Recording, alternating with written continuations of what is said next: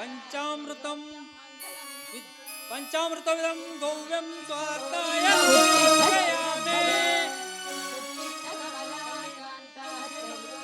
ಬನ್ನಿ.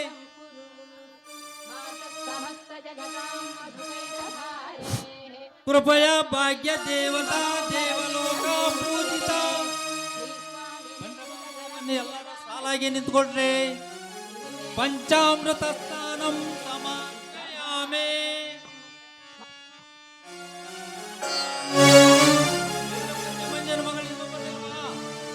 ಹರಿದ್ರ ಕುಂಕುಮ ಸಮರ್ಪಯಾಮಿ. ಮಾಡಿ ಬಂದಿರಾ ಪೂಜಾರೆ? ಮೊದಲು ಇಲ್ಲಿಗೆ ಬಂದವರಿಗೆ ಸ್ನಾನ ಊಟ ಉಪಚಾರ ಇದೆಲ್ಲ ಆಮೇಲೆ ಮಾತಾಡೋರಂತೆ. ಮೊದಲು ದೇವರಿಗೆ ಪೂಜೆ ಮಾಡಿ. ಭಸ್ಮಂ ಸಮರ್ಪಯಾಮಿ. ದೀಪಂ ಧೂಪಂ ಸಮರ್ಪಯಾಮಿ. ನೋಡಮ್ಮ, ಯಾರಿಗಾದ್ರೂ ಆರತಿ ಪದ ಬಂದ್ರೆ ಆಡ್ರಿ.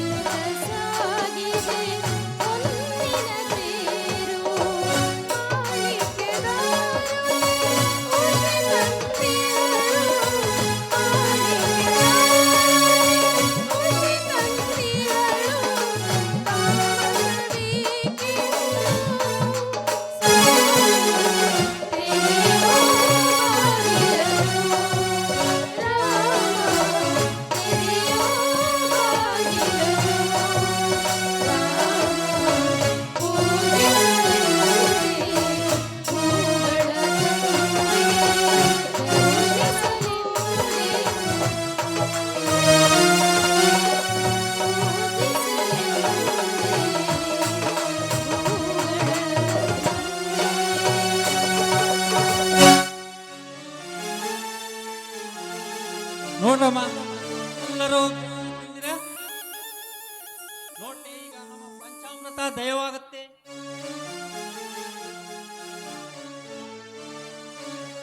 ಏನಮ್ಮ, ನಿಮ್ಮ ಹತ್ರ ಹಣ ಇಲ್ವಾ?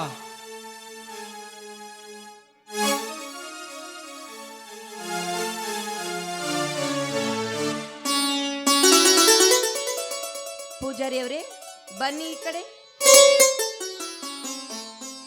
ತೆಗೆದುಕೊಳ್ಳಿ ನಿಮ್ಮ ದಕ್ಷಿಣವನ್ನ.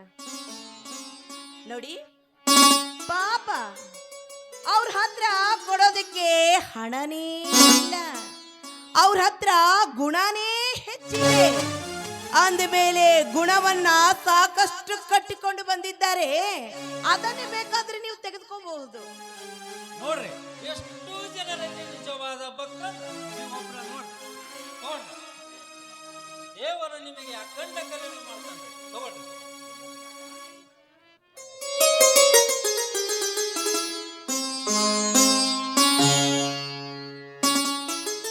ಏನೇ ಗುಣವತಿ, ಈಗಲಾದ್ರೂ ಅರ್ಥವಾಗಿರಬೇಕಲ್ಲ ನಿನಗೆ. ಆ ದೇವರಿಗೆ ಅಭಿಷೇಕ ಮಾಡಿದ ಪಂಚಾಮೃತವನ್ನ ನಾನು ತಗೋಬೇಕಾದ್ರೂ ಕೂಡ ಮುಖ್ಯವಾಗಿ ಹಣವೇ ಬೇಕು. ಈಗ ತೋರಿಸು ನಿನ್ನ ಬಲವಾದ ಗುಣ ಎಷ್ಟಿದೆ ಅಂತ. ತಂಗಿ ರೂಪ, ಈ ನಿನ್ನ ಹಣಕ್ಕೆ ಕೇವಲ ಈ ಪೂಜಾರಿ ಮಾತ್ರ ಪ್ರಸನ್ನರಾದ್ರು. ನಾವು ಬಂದಿರೋದು ಈ ಪೂಜಾರಿ ಭೇಟಿಗಲ್ಲ, ಆ ದೇವರ ಭೇಟಿಗೆ. ದೇವರಿಗೆ ಬೇಕಾಗಿದ್ದು ಶೀಲ ಸಂಪನ್ನರ ಸದ್ಗುಣದ ನೈವೇದ್ಯವೇ ಹೊರತು ಹಣದ ಜಂಭವಲ್ಲ. ನೋಟಿನ ಮಾಟಕ್ಕೆ ಮರಳಾಗಿರುವ ಈ ಪೂಜಾರಿಯಂತೆ ಆ ದೇವರೇನು ಆಶೆ ಪುರುಕನೆ. ನನ್ನಂತ ನಿಷ್ಠಾವಂತ ಶ್ರೇಷ್ಠ ಪೂಜಾರಿಗೆ ಅಮ್ಮ ಮನೆ ಭಾರಿ ನಿಷ್ಠಾವಂತ ಶ್ರೇಷ್ಠ ಪೂಜಾರಿಗಳ ಮನೆ ಹೆಸರಾಗಿದೆ. ನಮ್ಮ ಅಪ್ಪ, ನಮ್ಮ ಮುತ್ತಜ್ಜ, ನಮ್ಮ ತಾತ ಬಲ ಹೆಚ್ಚು. ಲಂಚ ತಿಂತಿದ್ರು ಅಂತ ಹೇಳ್ತೀರಾ ಬುದ್ಧಿ? ಪಂಚಾಮೃತಕ್ಕೆ ಲಂಚ ಕೊಡ್ಬೇಕಂತೆ. ಇದು ಎಲ್ಲಿಯ ಶಾಸ್ತ್ರ? ಹೀಗೆಲ್ಲ ಮಾಡುವುದಾಗಿದ್ರೆ ಒಂದು ಕೆಲಸ ಮಾಡಿ, ಹದವಾದ ಕತ್ತರಿ ತೆಗೆದುಕೊಂಡು ಗುಡಿಗೆ ಬಂದು ಹೋದವರೆಲ್ಲ ಜೇಬಿಗೆ ಕತ್ತರಿ ಹಾಕಿ ಬಿಡಿ.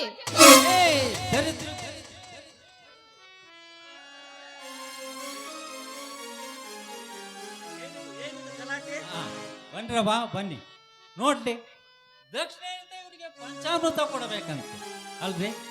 ದಕ್ಷಿಣ ಇಲ್ಲದೆ ಪಂಚಾಮೃತ ಯಾಕೆ ಕೊಡ್ತಾರೆ? ಕೊಡೋದಿಲ್ಲ ಅನ್ನೋದಕ್ಕೆ ತಲೆ ಬಂದು ಮಾತಾಡ್ತಾರೆ. ನೀವಾದ್ರೂ ಸ್ವಲ್ಪ ಬುದ್ಧಿ ಹೇಳ್ರಿ ಇವರಿಗೆ.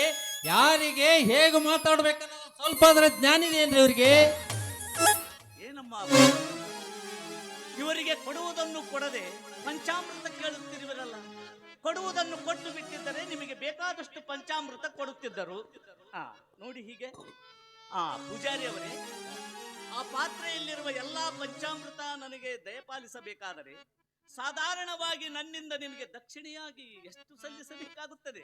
ಛೇ ಛೇ ಛೇ, ಇಂಥದಕ್ಕೆಲ್ಲ ಕರೋನ ಮಾಡಕ್ಕಾಗತ್ತೇನ್ರಿ? ನೋಡ್ರಿ, ನಿಮ್ಮ ಭಕ್ತಿ 100, 200, 500, 1000 ಕೊಟ್ಟು ಬಿಟ್ರ ಆ ದೇವರು ನಿಮಗೆ ಅಖಂಡ ಕಲ್ಯಾಣ ಮಾಡ್ತಾನ್ರಿ. ಅಂತೆಯೇ ಕೇಳಿದ್ದು. ನಿಮ್ಮನ್ನು ಕಂಡ ತಕ್ಷಣ ನನಗೆ ಎಲ್ಲಿಲ್ಲದ ಭಕ್ತಿ ಮೂಡಿ ಬರುತ್ತೆ. ಈ ದೇವಾಲಯಕ್ಕೆ 1-2 ಎಕರೆ ಜಮೀನನ್ನು ಕೊಟ್ಟು ನನ್ನ ಭಕ್ತಿ ಕಾಣಿಕೆ ಸಲ್ಲಿಸಬೇಕೆಂದು ಕೊಟ್ಟಿದ್ದೇನೆ. ನೀವು ಕೇಳಿದಷ್ಟೇ ದಕ್ಷಿಣೆ ಕೊಡುತ್ತೇನೆ. ಮೊದಲು ಎಲ್ಲರಿಗೂ ಪಂಚಾಮೃತ ಕೊಡಿ. ಇದಕ್ಕಂತಾರಪ್ಪ ಭಕ್ತರ ಲಕ್ಷಣ ಅಂತ. ತಗೊಳ್ರಮ್ಮ ತಾಯಿಗಳಿರ.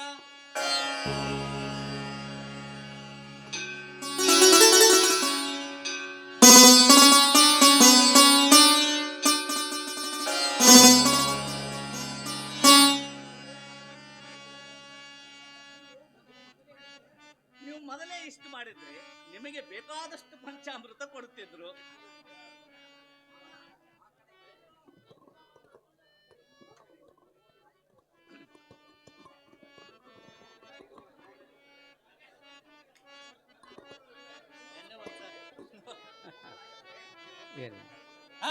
ನೋಡ್ರಿ, ನಮಗಿನ್ನ ಒತ್ತಾಗತ್ತಾ?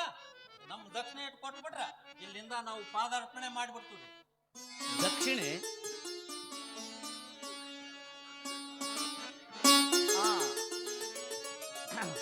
ಬುದ್ಧಿ, ಸದ್ಯ ನಮ್ಮ ಹತ್ತಿರ ಹಣವಿಲ್ಲ. ಏನು ಮಾಡುವುದು? ಹೀಗೆ ಮಾಡಿ, ನನ್ನ ಹೆಸರಿನಲ್ಲಿ ನಿಮ್ಮ ಉದ್ರಿ ಬುಕ್ಕಿನಲ್ಲಿ ಬರೆದುಕೊಂಡು ಇಟ್ಟು ಬಿಡಿ. ನೋಡೋಣ, ಇದೇ ಜನ್ಮದಲ್ಲಿ ಸಾಧ್ಯವಾದರೆ ನಿಮ್ಮ ಋಣ ಮುಟ್ಟಿಸಿ ಬಿಡುತ್ತೇನೆ. ಏನ್ರಿ ಇದು ಅನ್ಯಾಯ? ಮಾಡ್ಬಿಡ್ರಿ ನೀವು. ಪೂಜಾರಿ, ಯಾವುದೋ ಅನ್ಯಾಯ? ದೇವರಿಗೆ ಮಾಡಿದ ಪಂಚಾಮೃತ ಮಾರಾಟ ಮಾಡುವೆ? ಹೆಚ್ಚಿಗೆ ದುಡ್ಡು ಕೊಟ್ಟರೆ ಈ ದೇವರನ್ನು ಸಹಿತ ಹರಾಜು ಮಾಡುವ ಪೈಕಿ ನೀನು. ಈ ದೇವಾಲಯದ ಹಕ್ಕು ನಮ್ಮದ್ರಿ, ಅದನ್ನು ಕೇಳಲಿಕ್ಕೆ ನೀವ್ಯಾರು? ನಿಂತ್ಕೊಳ್ಳಿ, ನಿಮಗೆ ನನ್ನ ನಾಣಿಯಾಗಿದೆ. ಅಮ್ಮ, ಸ್ವಾಮಿಗಳೇ, ದಯವಿಟ್ಟು ಕೈ ಮುಗಿತೀನಿ, ಹೊರಟು ಹೋಗಿ ಇಲ್ಲಿಂದ. ಏನ್ರಿ ಮಡಿಯಿಂದ ಅದೇನೆ ಆಗ ಮೈ ಮೇಲೆ ಬರ್ತೀರಲ್ಲ, ಕಣ್ಣು ಕಾಣೋದಿಲ್ಲ ಏನ್ರಿ? ಬರ್ರಿ, ಅಲ್ಲಿ ಊರಾಗ ಬೇನಿ ಕಟ್ಟಿಗೆ ಊರಾಗ ಬುದ್ಧಿವಂತರಿರ್ತಾರೆ, ಹೇಳ್ತಾರೆ. ಬರ್ರಿ, ನೀವೊಂದು ಊರಾಗ್ತಾರೆ. ಬರ್ರಿ, ನೀವೊಂದು.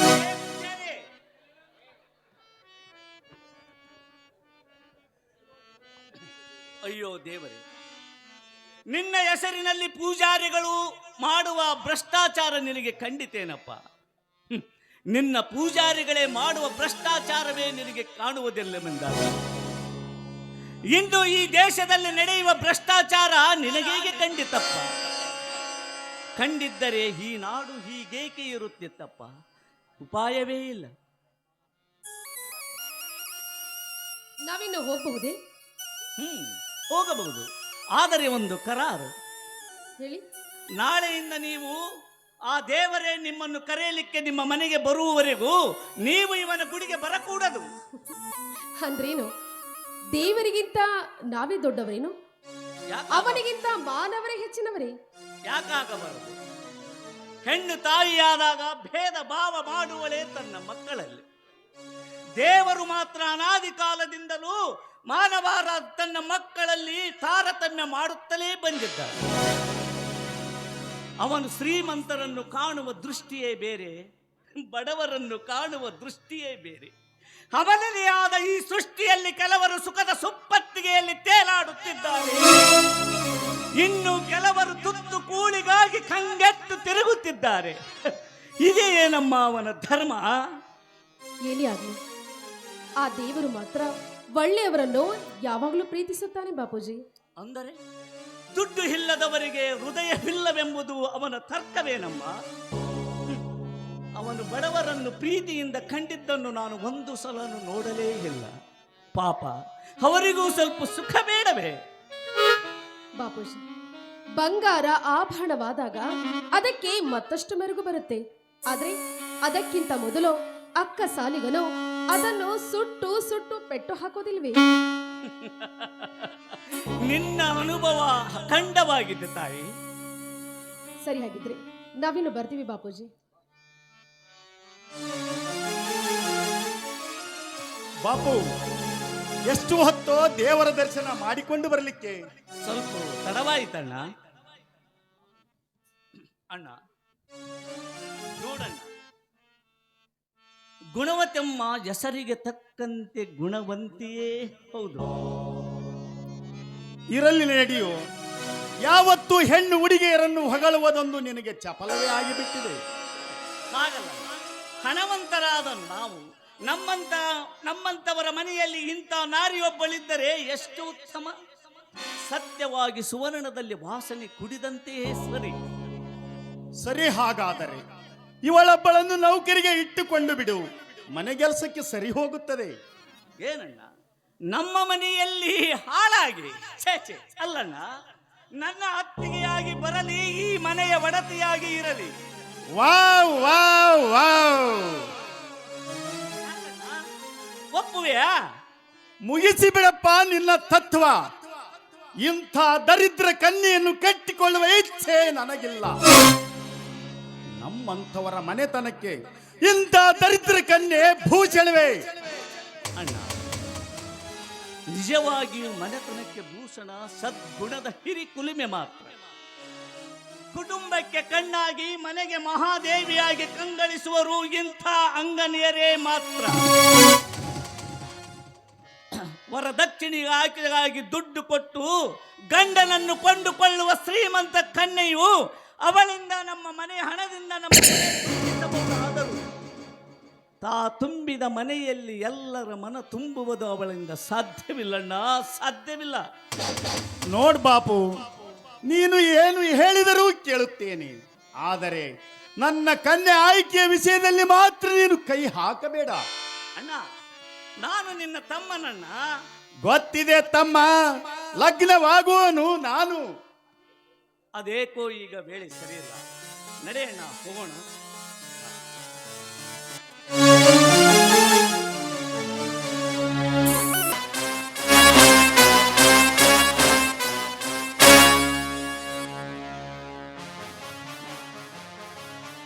ಏನು ಕೇಳಬೇಕಾಗಿದೆ ಕೇಳಬಾರದೆ ಬೇಗನೆ. ಅಲ್ಲ, ನೀವೇನೋ ಗುಣವತಿಯನ್ನ ಲಗ್ನವಾಗಲು ಸಿದ್ಧರಾಗಿದ್ದೀರಂತಲ್ಲ, ಈ ಮಾತು ಸತ್ಯವೇ? ಸತ್ಯ. ಹಾಗಾದ್ರೆ ಇಲ್ಲಿವರೆಗೂ ನಾ ಕಂಡಂತ ಕನಸು, ನಾನು ಕಲ್ಪಿಸಿಕೊಂಡ ಬಾಳ ಏನೆಂದು ಕಲ್ಪಿಸಿದ್ದಿ? ನೀವೇ ನನ್ನ ಬಾಳ ಜೊತೆಗಾರನಾಗಿ ಇರ್ತೀರಂತ ನಾನು ಕಲ್ಪಿಸಿಕೊಂಡಿದ್ದೆ. ನಾನೇನಾದ್ರೂ ನಿನಗೆ ವಚನ ಕೊಟ್ಟಿರುವೆನೇನು ನಿನ್ನನ್ನೇ ಮದುವೆಯಾಗುತ್ತೇನೆ ಎಂದು? ಇಲ್ಲ. ಸರಿ, ಮತ್ತಿನ್ನೇನು? ಹಾಗಾದ್ರೆ ನನ್ನ ಕೈ ಹಿಡಿಯಲು ನಿಮಗೆ ಮನಸ್ಸಿಲ್ಲವೇ? ಇತ್ತು ರೂಪ. ನೀನು ಗರ್ಭ ಧರಿಸುವ ಪೂರ್ವ ಈಗ ಗರ್ಭವತಿಯಾದ ನಿನ್ನನ್ನು ಮದುವೆ ಆದರೆ ನನ್ನ ಗೌರವ. ಹಾಗಾದ್ರೆ ಈ ಅಪರಾಧಕ್ಕೆ ಕಾರಣರಾರು? ಯಾರು ಕಾರಣ? ಈ ಮಾತಿಗೆ ನೀನೇ ಉತ್ತರ ಕೊಡು. ಇದಕ್ಕೆ ನಾವಿಬ್ಬರು ಕಾರಣರು. ಅದನ್ನು ನಾನು ಒಪ್ಪಬೇಕಲ್ಲ. ಅಂದ್ರೆ ನೋಡು ರೂಪ, ಹೂಗಳ ವಾಸನೆಗಾಗಿ ಹೂದೋಟದಲ್ಲಿ ಹೊಕ್ಕವಳು ಒಂದೇ ಹೂವನ್ನು ಆಘ್ರಾಣಿಸಿರಬಹುದೆಂದು ನಂಬಲಕ್ಕಾಗುತ್ತಿದೆ. ಬಣ್ಣ ಬಣ್ಣದ ಹೂಗಳನ್ನು ಕಂಡು ಮುಂದೆ ಮುಂದೆ ಹೋಗಿರಬಹುದು. ಭಿನ್ನ ಭಿನ್ನ ಹೂಗಳ ವಾಸನೆಗಾಗಿ ನೂರಾರು ಹೂಗಳನ್ನು ಕಿತ್ತಿಕೊಂಡಿರಬಹುದು. ಮನಸ್ಸೋ ಇಚ್ಛೆ ಆಘ್ರಾಣಿಸಿರಬಹುದು. ನೋಡಿ, ನೀವು ತಿಳಿದುಕೊಂಡ ಹಾಗೆ ನಾನು ಅಂಥವಳಲ್ಲ. ಕದ್ದು ವ್ಯಭಿಚಾರ ಮಾಡುವ ಪ್ರತಿಯೊಂದು ಹೆಣ್ಣು ಇದೇ ಮಾತನ್ನು ಹೇಳುತ್ತಾಳೆ. ಹಾಗಾದ್ರೆ ನಿಮ್ಮ ಅಂತಿಮ ತೀರ್ಮಾನ ಏನು ಎಂಬುದು ಹೇಳ್ಬಿಡಿ. I don't care. ನಾನು ನಿನಗೆ ಸಂಬಂಧವಿಲ್ಲ. ಮತ್ತಾರನ್ನಾದರೂ ನೋಡಿಕೋ. दूध बलना है पानी जलने के बाद, लड़की पछताती है पेट आने के बाद. कर्मवीर, मैंने तुझको दिल दिया दिलदार समझकर, मैंने तुझको दिल दिया दिलदार समझकर, लेकिन तूने जला दिया उसको एक सिगरेट समझकर. थू, ಚಾಂಡಾಲ ನನ್ನ ಮಗನೇ, ನಿನ್ನನ್ನು ನಂಬಿದ್ದು ನನ್ನದೇ ಮೂರ್ಖತನ. ಜಾರತನ ಮುಚ್ಚಿಟ್ಟರೂ ಅದರ ಪ್ರತಿಫಲವನ್ನು ಮುಚ್ಚಿಡಲು ಸಾಧ್ಯವೇ ಇಲ್ಲ. ಶಿಶು ಹೊತ್ತ ಈ ನನ್ನ ಗರ್ಭ ದಿನದಿಂದ ದಿನ ಬೆಳೆಯುತ್ತಲೇ ಹೋಗುತ್ತೆ. ಹಾಗಾದ್ರೆ ಮುಂದೆ ನನ್ನ ಜೀವನದ ರೂಪ, ಹೆಣ್ಣು ಒಂದು ಸಲ ಕಾಲು ಜಾರಿದರೆ ದುಃಖ ದುಮ್ಮಾನ ದುರ್ಗತಿಯನ್ನು ಅನುಭವಿಸಬೇಕು ಅಲ್ಲದೆ ಸುಖ ಶಾಂತಿ ಸತ್ಕೀರ್ತಿ ಈ ಜನ್ಮದಲ್ಲಿ ಸಿಗಲು ಸಾಧ್ಯವಿಲ್ಲ. ಏ ಗುಣವತಿ, ಏನ್ ಮಾತನಾಡ್ತಾ ಇದ್ದೀಯಾ ನೀನು? ಯಾರ ವಿಚಾರವನ್ನ ಮಾತನಾಡ್ತಾ ಇದ್ದೀಯಾ? ಹೆಣ್ತನದ ಮಹತ್ವವನ್ನ ಅರಿಯದೆ ಜೀವನವನ್ನು ಅಧಪತನ ಮಾಡಿಕೊಂಡು ದುರಾವಸ್ಥೆಗೆ ಈಡಾದ ದುಶೀಲೆ ಬಗ್ಗೆ ಮಾತನಾಡ್ತಾ ಇದ್ದೀನಿ. ಹಾಗಾದ್ರೆ ನಾನು ದುರಾಚಾರಿಯೇ? ನೀನೇ ಕಮ್ಮ ದುರಾಚಾರಿ ಆಗುತ್ತೀಯ? ಮದ್ವೆಗಿಂತ ಮುಂಚಿತವಾಗಿ ಗರ್ಭ ಧರಿಸಿದವಳು ಮಾತ್ರ ದುರಾಚಾರಿ. ಆದ್ರೆ ನೀನೆಂಥವಳು ಅನ್ನೋದಕ್ಕೆ ಈ ನಿನ್ನ ಗರ್ಭವೇ ಹೇಳುತ್ತದೆ, ಕೇಳಿಕೋ. ಗುಣವತಿ, ಜಾಸ್ತಿ ಮಾತನಾಡಿದ್ರೆ ಬಾಯಲ್ಲಿರುವ ಹಲ್ಲು ಕೇಳಬೇಕಾದೀತು. ತಂಗಿ, ನೀನೇನೇ ಮಾತಾಡಿದ್ರು ನನಗೆ ನಿನ್ನ ಮೇಲೆ ಕೋಪವಿಲ್ಲಮ್ಮ. ಈಗಲಾದ್ರೂ ಈ ನಿನ್ನ ಸಿಟ್ಟನ್ನ ಬಿಟ್ಟು ಸದ್ಗುಣವತಿಯಾಗಿ ಬಾಳುವುದನ್ನ ಕಲಿ. ಅಷ್ಟೇ ಅಲ್ಲ, ಈ ನಿನ್ನ ಸ್ಥಿತಿಯನ್ನ ಕಂಡು ನನಗೆ ದುಃಖವಾಗುತ್ತಿದೆ. ಬಲವಾದ ಕಾರುಣ್ಯವತಿ ನನ್ನ ಮೇಲೆ ಕರಿಕರ ತೋರಲು ಬಂದಿದ್ದಾಳೆ. ಕನಿಕರ ರೂಪ, ನೀನೇನೇ ಮಾತಾಡಿದ್ರು ನನ್ನ ಮನಸ್ಸನ್ನ ಕಲ್ಲು ಮಾಡಿಕೊಳ್ಳಬೇಕು ಅಂತ ಎಷ್ಟೇ ಪ್ರಯತ್ನ ಪಟ್ರು ನಾವಿಬ್ಬರು ಜೊತೆಗೂಡಿ ಕಲಿತಿರೋ ಸ್ನೇಹ, ಆ ಸ್ನೇಹಕ್ಕಾಗಿ ನಾನಿಷ್ಟೊಂದು ಮರುಗುತ್ತಿರುವೆ.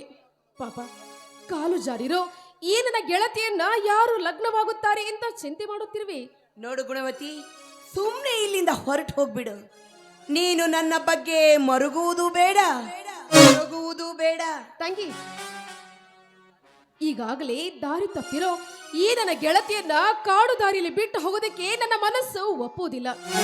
ನೋಡು, ನೀ ನನ್ನ ಮಾತಿಗೆ ಒಪ್ಪಿದ್ದೆ ಆದ್ರೆ ಈ ನನ್ನ ಲಗ್ನವನ್ನ ಮುರಿದುಕೊಂಡು ನಿನ್ನ ಜೊತೆ ಲಗ್ನ ಮಾಡಿಸೋದಕ್ಕೆ ನಾನು ಒಪ್ಪಿಸ್ತೀನಿ. ಯಾರಿಗೆ ಹೇಳಿ ಒಪ್ಪಿಸ್ತೀಯ? ಇಷ್ಟೊತ್ತು ನೀನು ಯಾರ ಜೊತೆ ವಾದ ಮಾಡ್ತಾ ಇದೆಯೋ ಅವರ ಜೊತೆಯಲ್ಲಿ. ನೋಡು, ನಿಮ್ಮಿಬ್ಬರ ವಾದವನ್ನ ನಾನು ಮರೆಯಲಿ ನಿಂತು ಕೇಳಿಸ್ಕೊಂಡಿದ್ದೇನೆ. ಅಷ್ಟೇ ಅಲ್ಲ, ಈ ನಿಮ್ಮ ಕಳ್ಳರ ಆಟ ಯಾರಿಗೂ ಗೊತ್ತಿಲ್ಲ ಅಂತ ನೀನ್ ತಿಳ್ಕೊಂಡಿರ್ಬಹುದು. ಆದ್ರೆ ಇದು ಪಿಸು ಮಾತಿನಂತೆ ಇಡೀ ಊರ ತುಂಬೆಲ್ಲ ಹಬ್ಬಿದೆ. ಈಗ ಹೇಳು, ಹೋಗಿರೋ ಏನಿನ ಮರ್ಯಾದೆಯನ್ನ ನಿನ್ನಲ್ಲಿರೋ ಹಣ ಕಾಪಾಡಬಹುದೇ ಅಂತ? ನೋಡು ಗುಣವತಿ, ನಿನ್ನ ಮಾತು ಕೇಳ್ತಾ ಇದ್ರೆ ನನಗೆ ವಿಪರೀತ ತಲೆ ನೋಯ್ತಾ ಇದೆ. ಸುಮ್ನೆ ಹೇಳ್ತಾ ಇದ್ದೇನೆ, ಹೊರಟು ಹೋಗಿ ಇಲ್ಲಿಂದ. ರೂಪ, ಇದು ತಲೆನೋವಲ್ಲ. ನೋಡು, ಮುಂದಿನ ನಿನ್ನ ಜೀವನದ ಪ್ರಶ್ನೆ. ನಾನು ಹೇಳೋ ಮಾತನ್ನ ಸ್ವಲ್ಪ ಕೇಳು. ನೋಡು ಗುಣವತಿ, ಈ ನಿನ್ನ ತತ್ವದ ಹಿತೋಪದೇಶ ನನ್ನ ಮುಂದೆ ಹೇಳೋದಕ್ಕೆ ಬರಬೇಡ. ಅಂಥ ಪ್ರಸಂಗ ಬಂದ್ರೆ ನಾನೇ ನಿನ್ನನ್ನು ನನ್ನ ಮನೆಗೆ ಕರೆಸ್ತೀನಿ. ಆಗ ನಿನ್ನ ತತ್ವವನ್ನ ಅಲ್ಲಿಯೇ ಸಾರುವಂತೆ ನಿನಗೆ ಕೈ ಮುಗಿದು ಬೇಡ್ಕೊಳ್ತಾ ಇದ್ದೇನೆ. ಹೊರ್ಟ್ ಹೋಗಮ್ಮ ತಾಯಿ ಇಲ್ಲಿಂದ. ಅದು ನಿಜ. ನಿಮ್ಮಂಥವರಿಗೆ ಅದೆಷ್ಟು ತಿಳಿ ಹೇಳಿದ್ರು ಒಂದೇ, ಬೋರ್ಗಲ್ಲ ಮೇಲೆ ಮಳೆ ಸುರಿಯುವುದು ಒಂದೇ. ನಿನಗೆ ಈಗ ಬುದ್ಧಿ ಬರೋದಿಲ್ಲ.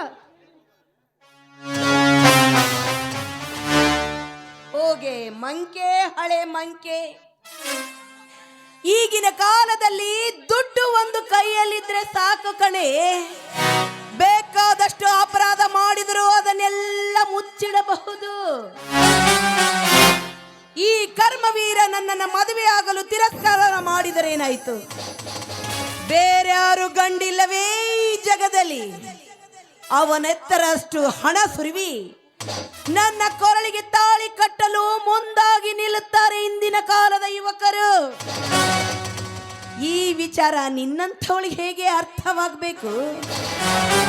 ಯಾಕೆಂದ್ರೆ ಹೊರಗಿನ ಗಾಳಿಯೇ ನಿನ್ನಂಥವಳಿಗೆ ತಾಗಿಲ್ಲ.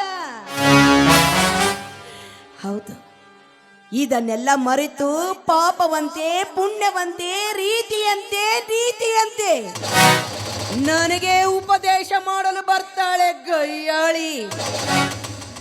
ಹಣ, ಈಗಿನ ಜಗತ್ತು ನಿಂತಿದ್ದೇ ಹಣದಲ್ಲಿ. ಹಣ ಒಂದು ಕೈಯಲ್ಲಿದ್ರೆ ಸಾಕು. ಹಣವೇ ಧರ್ಮ, ಹಣವೇ ಗುಣ, ಹಣವೇ ರೀತಿ, ಹಣವೇ ನೀತಿ. ಇದನ್ನೆಲ್ಲ ಒಟ್ಟುಗೂಡಿಸಿ ಕೈಯಲ್ಲಿಟ್ಟುಕೊಂಡ್ರೆ ಸಾಕು. ಈ ಜಗದಲ್ಲಿ ಅಂಥ ವ್ಯಕ್ತಿಗೆ ಗೌರವ ಜಾಸ್ತಿ. ಹೋಗಿ ಹೋಗಿ ನಿನ್ನಂಥವಳಿಗೆ ಅದು ಹೇಗೆ ಅರ್ಥವಾಗಬೇಕು? ಮುಂದೆ ತೋರಿಸ್ತಾಳೆ ಈ ರೂಪ ಎಂಥವಳು ಅಂತ.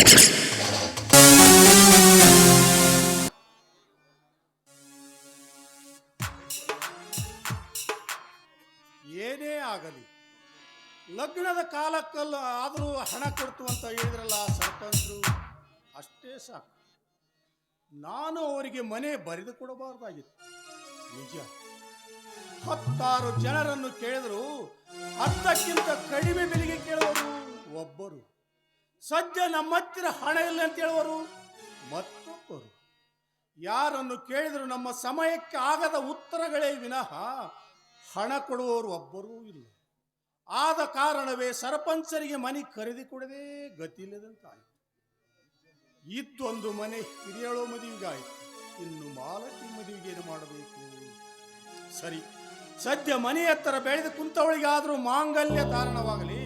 ಮುಂದೆ ದೇವರಿದ್ದಾನೆ.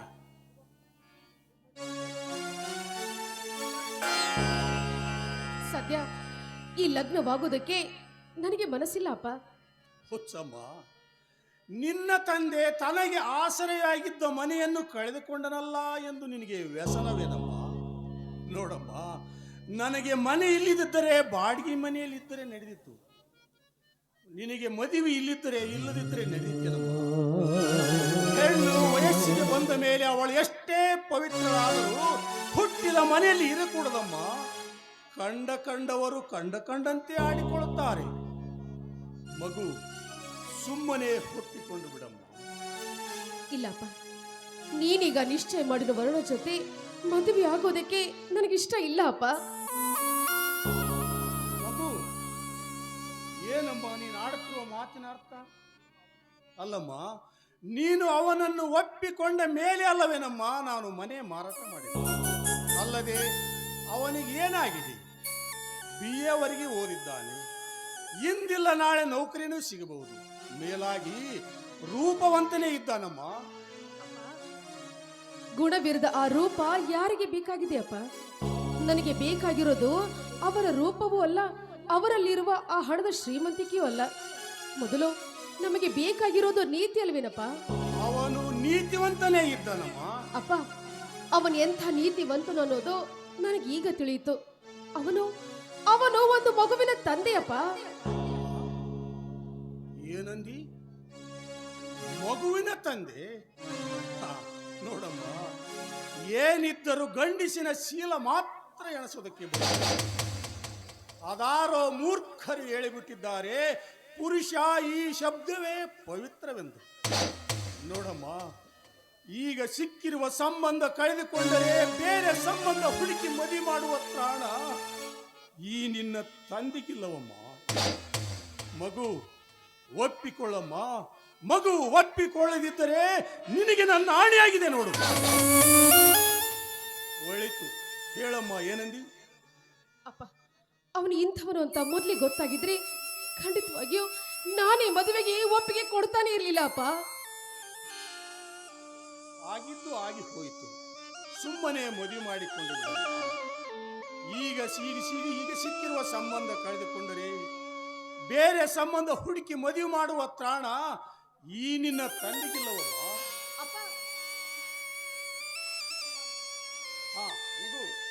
ಒಪ್ಪಿಕೊಳ್ಳಮ್ಮ, ಒಪ್ಪಿಕೊಳ್ಳದಿದ್ರೆ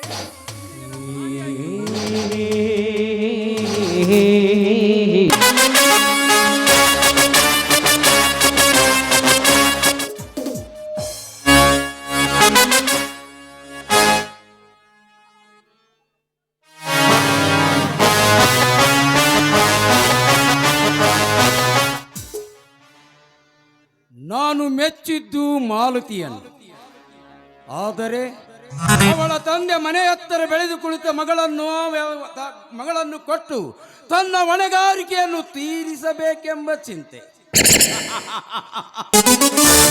ಸರಿ, ಯಾವಳಾದರೆ ನನಗೇನಾಗಬೇಕಾಗಿದೆ? ಮುಖ್ಯ ನೌಕರಿ ಪಡೆಯಲು ಹಣ ಸಿಗುತ್ತದೆ ಸಾಕು.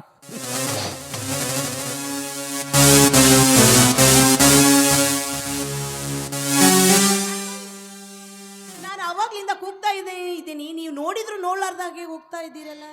ಸರಿ, ಮತ್ತೇನು? ಏನೂ ಇಲ್ಲ. ನೀವು ನನ್ನ ಕೈ ಹಿಡಿಯದಿದ್ರೂ ಚಿಂತೆ ಇಲ್ಲ. ನನ್ನದೊಂದು ಮಾತು ನಡೆಸ್ಕೊಡ್ತೀರಾ? ಏನದು? ಏನೂ ಇಲ್ಲ. ಆ ಗುಣವತಿಯನ್ನ ನಡು ನೀರಿನಲ್ಲಿ ನೀವು ಕೈ ಬಿಡಬೇಕು. ಅಂದ್ರೆ ಇಷ್ಟೇ, ಅವಳ ಲಗ್ನವನ್ನ ನೀವು ಮಾಡಿಕೊಳ್ಬೇಡಿ ಅಂತ. ಅದರಿಂದ ನಿನಗಾಗುವ ಲಾಭವೇನು? ಸೇಡು, ಅವಳ ಮೇಲೆ ನನಗಿರುವ ಸೇಡು. ನನ್ನ ವಾರ್ತೆಯನ್ನೆಲ್ಲ ಊರಿನವರ ಮುಂದೆ ಹೇಳಿ ಈ ಊರಲ್ಲಿ ನನಗೆ ಮುಖವೆತ್ತದಂತೆ ಮಾಡಿದ್ದಾಳೆ ಆ ಗುಣವತಿ. ನೋಡು ರೂಪ, ನಿನ್ನ ಎಡೆಯಲ್ಲಿ ಮಣ್ಣು ಬಿತ್ತೆಂದು ಮತ್ತೊಬ್ಬರ ತಲೆಯ ಮೇಲೆ ಕಲ್ಲಾಕುವ ಸಾಹಸವೇ? ಅವಳ ತಂದೆ ಈಗ ನನಗೆ 2 ಲಕ್ಷ ವರದಕ್ಷಿಣೆ ಕೊಟ್ಟಿದ್ದಾನೆ. ನಿನ್ನ ಮಾತು ಕೇಳಿ ನನ್ನ ಭವಿಷ್ಯಕ್ಕೆ ಬರೆ ಎಳೆದುಕೊಳ್ಳಬೇಕಾದೀತು. ಅಷ್ಟೇ ತಾನೆ? ಬೇಕಾದ್ರೆ ಆ 2 ಲಕ್ಷದ ಜೊತೆಗೆ ನಾನು 2 ಲಕ್ಷ ಹೆಚ್ಚಿಗೆ ಕೊಡ್ತೀನಿ. ನನ್ನ ಮಾತಿನಂತೆ ನಡೆದುಕೊಳ್ತೀರಾ? ವಿಚಿತ್ರ. ಯಾಕೆ ವಿಚಿತ್ರ? ಎಲ್ಲವೂ ಸಚಿತ್ರನೇ. ನೋಡಿ, ಬೇಕಾದ್ರೆ ಕೊನೆಯದಾಗಿ ನಾನು ನಿಮಗೆ 5 ಲಕ್ಷ ಕೊಡಲು ಸಿದ್ಧಳಿದ್ದೇನೆ. ನಾ ಕೊಟ್ಟ ಹಣವನ್ನ ಎಣಿಸಿಕೊಂಡು ನಿಮ್ಮ ತೀರ್ಮಾನವನ್ನ ನೀವು ತೆಗೆದುಕೊಳ್ಳಿ. ಹೇಳಿ, ಇದಕ್ಕೆ ನೀವು ಒಪ್ಪಿಕೊಳ್ತೀರಾ? ವಿಚಾರ ಮಾಡಿ ತಿಳಿಸುತ್ತೇನೆ. ಆಯ್ತೆ?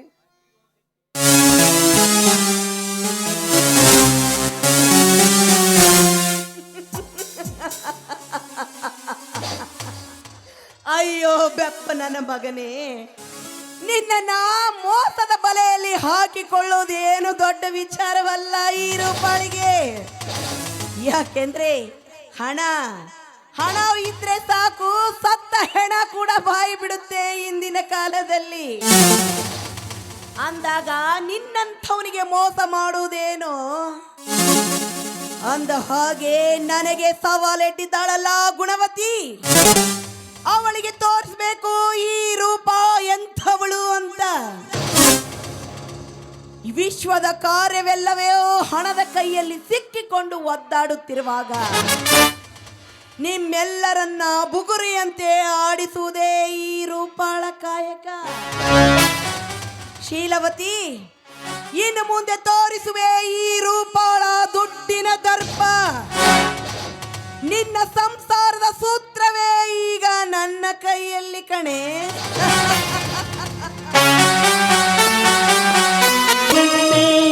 ಗೌರಿ ನಗವು ಹುಣ್ಣಿಮೆಯಲ್ಲೇ ನನ್ನ ಬಂಗಾರಿ ಸಿಂಗಾರಿ ಗೌರಿಯ ಮಾತು ಮುಚ್ಚಂತೆ ಮುತ್ತು ಮುತ್ತಲ್ತಿ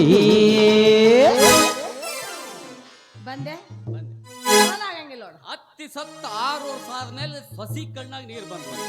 ಈಗಳ ಕತ್ತಾರಿ ನಮ್ಮ ಸರ್ಪಂಚರು. ಹಂಗಾಗಿ ಹಿರಿಯ ಅದು ಕೂಸು ಸತ್ತ 3 ದಿವಸದ ಮ್ಯಾಗ ತಾಯಿ ಎದೆಗಿನ ಹಾಲು ಬಿದ್ದು ಅಂತ ಈಗ ಬುದ್ಧಿ ಬಂದತಿ ನಿಮ್ಮ ಸರ್ಪಂಚರಿಗೆ. ಏ ಶುರು ಮಾಡಿದಲ್ಲ ನೀನು ಪಂಚಾಯತಿ ರೇಡಿಯೋ. ಏಯ್, ನೀ ಹೇಳಿದ ಮಾತ ನಾ ಅಂದ ಮಾತ ಹಾ ಯಾರದ ಅಂದದ್ದಾಗಲಿ ಮಾತು ಯಾವದು ಹೇಳ. ಹೊಟ್ಟೆಗಿಂದ ಹೊಟ್ಟೆಗಿನ ಮಾತ ಮಾತು ಹೇಳು. ಹೊಟ್ಟೆಗಿನ ಮಾತ ಹಾ ಯಾರು ಹೊಟ್ಟೆಗಿಂದ? ಏ ಮರೆ ಕಟಕನ ಬುದ್ಧಿ ಐತೆ ನಿಮ್ಗೆ. ನಿಮ್ಮ ಸರ್ಪಂಚರ ಹೊಟ್ಟೆಗಿನ ಮಾತು. ಅಲ್ಲೇ ಅಂತೂ ನಿನಗೂ ತಾರ್ ಹೊಡೆದಂಗ ಆತು. ಏನ ತಾರ ಹೊಡೆಯೋದು? ನಾ ಏನ ತಾರ ಹೊಡೆಯೋದೈತಿ? ಊರ್ ತುಂಬ ಘಮ್ ಅಂತ ನಾರಕತ್ತೈತಿ. ಉಡುಪಿ ಹೋಟೆಲ್ ಏನೋ ಒಗ್ಗರ್ನಿ ನಾರ್ದಂಗ. ಬೋಡು ಪ್ರಾಣ. ಹಾ ಈ ಸುದ್ದಿ ನಿನ್ನ ಬಾಯಾಗ ಸಿಕ್ಕೈತು ಅಂದ ಮೇಲೆ ಮುಗಿದು ಪೇಪರ್ ಕಾಕು ಚಿಂತೆನ ಬಿಡಿತ್ ನೋಡಿ. ಈಗ ಬಿಡಬಾರಯ್ಯ, ನಾನೇನು ಹೆಣ್ಣು ಬಾಲಿ ಏಟು ಡಂಗರ ಹೊಡೆದೇನು, ಎಷ್ಟು ಮಂದಿ ಹೆಂಗಸರು ಕಿವಿಗೆ ಮುಗಿಸ್ತೇನು, ನನ್ನ ಕೈಯಲ್ಲಿ ಈ ಮಾತು ಸಾಧ್ಯನಾ? ಛೇ, ಆಗದು ಆಗದು. ಇನ್ನು ನೀನು ಗಂಡಸು, ನೀ ಏನ್ರ ಮನಸ್ಸು ಮಾಡಿದ್ರ ಮಾಡ್ತೀನಿ ಊರು ಮಂದಿಗೆಲ್ಲ ಹೇಳಿಬಿಡ್ಬೇಕಂತ ಮಾಡಿ ನೋಡು. ಅಲ್ಲ ಹಿರಿಯ, ಒಂದು ತಟ್ಟೆಗರ ನಿಮ್ಮ ಸಾಹುಕಾರ ವಿಚಾರ ಏನಾರ ಮಾಡ್ಯಾರ ಅದ್ರ ಬಗ್ಗೆ? ಎದ್ರ ಬಗ್ಗೆ? ಎದ್ರ ಬಗ್ಗೆ ಅಂತೀಯಲ್ಲ? ಮಾಡ್ಯಾರ ಮೊಮ್ಮಗ ಹುಟ್ಟೋಕ್ಕಿಂತ ಮೊದಲು ಮಗಳ ಮದುವೆ ಮಾಡ್ಬೇಕಂತ ಮಾಡ್ಯಾರ. ಹೊಲ ಹೋಗ್ಲಿ ಮನಿ ಹೋಗ್ಲಿ, ಮೊಮ್ಮಗನು ಹೊಟ್ಟೆಗಿರೋ ಮಗನ ಜೀವ ಹೋಗ್ಲಿ, ಒಟ್ಟು ಮಗಳು ಮದುವೆ ಮಾಡ್ಬೇಕಂತ ತೀರ್ಮಾನ ಮಾಡ್ಯಾರ ನೋಡವ್ರು. ಗಂಡ ಮಗ ಇಂಥ ತಂದೆ ಯಾ ಹೆಣ್ಮಕ್ಳಿಗೆ ಸಿಗತಾನ್ರಿ? ಎಲ್ಲ ಹೋಗ್ಲಿ, ಹುಟ್ಟಿದ್ ಬಂದ ಉಳಿಲಿ ಅನ್ನೋ ಲೆಕ್ಕಕ್ಕೆ ತಂದೆ ನನ್ನ ನಿಜವಾಗ್ಲೂ ದೊಡ್ಡವನ. ಏನ ಹೇಳಿರಿ, ಇಂಥಕಿನ ಮದುವೆ ಆಗೋ ಯದಿವಾನ ನನ್ನ ಮಗ ಯಾವ ಇರ್ಬೇಕು ಅಂತ ವಿಚಾರ. ಹೌದು, ಮತ್ತೆ ನಮ್ಮಂತ ಹಲಗರ್ಜಿ ಅಬ್ರದಾರ ಕೆಲಸನೇ ಇದು. ಆ ಕಿರಾಣಿ ಅಂಗಡಿ ರವಿಚಂದ್ರಪ್ಪ ಈ ಸುದ್ದಿ ಗೊತ್ತಿಲ್ಲ. ವರದಕ್ಷಿಣೆ ಆಸೆ ಮಾಡಿ ರೂಪವನ್ನು ಮದುವೆ ಆಗ ಕೊಪ್ಪಿಯಣ್ಣ. ಈ ಸುದ್ದಿ ಮತ್ತ ರವಿಚಂದ್ರಪ್ಪ ಮುಂದೆ ಹೇಳಿಗೇಳಿ ಯಾ ಮತ್ತೆ ನೀನು ಬಿಚ್ಚಬೇಡ. ಇಲ್ಲಪ್ಪ, ನಿಂದೇನು ಮುಟ್ಟಿ ಹಾನಿ ಮಾಡ್ಲಿ, ನಾ ಯಾರ ಮುಂದೆ ಹೇಳೋಂಗಿಲ್ಲ ಅಂತ ಹೇಳಿ. ಅಲ್ಲ, ಎದಿ ಮುಟ್ಟಿ ತಲೆ ಮುಟ್ಟಿ ಸಮಾಧಾನ ಮಾಡ್ಕೊಡು ಮರೆ, ನೀವು ಅವರು ಅದಿರಲ್ಲ. ನಮಸ್ಕಾರ ರೀ ಅಪ್ಪ. ಭೈರಪ್ಪ, ಏನಿದು ವಿಷಯ? ಏನಿಲ್ಲ ಬರ್ರಿ ಅಪ್ಪ.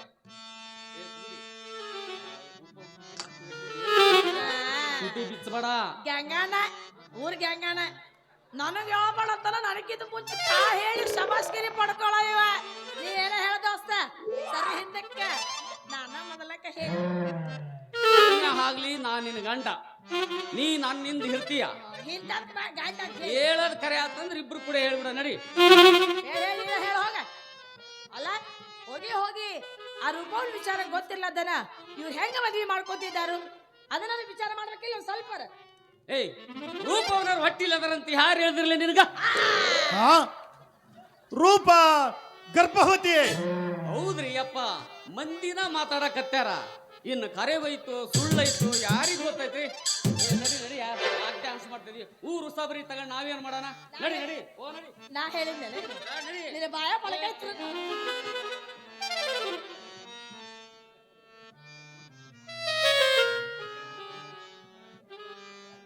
ನಿಜವೇ ಈ ಮಾತು? ಅಂತೆ ಮನೆಗೆ ಕರೆದು ಕದ್ದು ವರದಕ್ಷಿಣೆ ಕೊಟ್ಟಲ ಸರಪಂಚ. ವರದಕ್ಷಿಣೆ ಆಸೆಗಾಗಿ ನಾನೆಂಥ ಮೋಸಕ್ಕೆ ಬಲಿಯಾಗುತ್ತಿದ್ದೇನಲ್ಲ. ಸರಿ, ಈಗಲೇ ಇದರ ನಿರ್ಣಯ ಮಾಡಿಯೇ ಬಿಡಬೇಕು. ಪಾಪ ನನ್ನ ಸಹೋದರ ಗುಣವತಿಯ ಲಗ್ನವಾಗು ಎಂದು ಅವನು ಎಷ್ಟು ಸಲ ಹೇಳಿದರೂ ಅವನ ಮಾತು ನಾ ಕೇಳಲಿಲ್ಲ. ಗುಣವತಿ ಬಡವರ ಮಗಳಾದರೂ ಕೊಟ್ಟ ಮನೆಗೂ ಹುಟ್ಟಿದ ಮನೆಗೂ ಕೀರ್ತಿ ತರುವ ಹೆಣ್ಣು. ನಿಜವಾಗಿ ಅವಳ ಕೈ ಹಿಡಿಯಲಿರುವ ಆ ಕರ್ಮವೀರನೇ ಭಾಗ್ಯವಂತ, ಅವನೇ ಭಾಗ್ಯವಂತ.